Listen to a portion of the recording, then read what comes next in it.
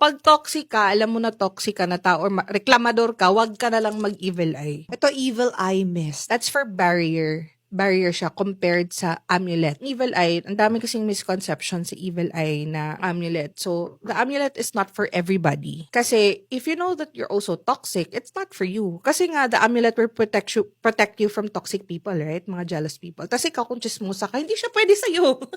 Kasi magba-backfire siya. For example, ako wala din akong evil eye. So, kaya siya ginawang spray na lang. Mga 4 hours lang for protection barrier lang siya. Tapos yung iba kasi, parang, may nursing din ako na client. Nurse na client na sabi na, may evil eye ako. Pero bakit sobrang heavy? Kasi she's working sa hospital, sobrang toxic nun, mga pasyente, mga bantay ng pasyente.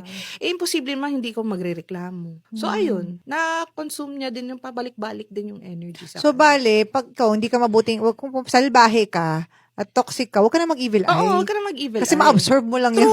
True. Kaka-TikTok nyo yan eh. Oo, kaka-TikTok sa mga ganyan na dapat ang evil eye. Pero may rule yung evil eye, ang dami. Pag toxic ka, alam mo na toxic ka na tao or reklamador ka, wag ka na lang mag-evil eye. Mag-crystal ka na lang siguro, let's say, tourmaline or obsidian, gano'n, mga protection, mga labradorite, pwede. Pero pag evil eye, wag na. Kasi very, Very potent. Very potent.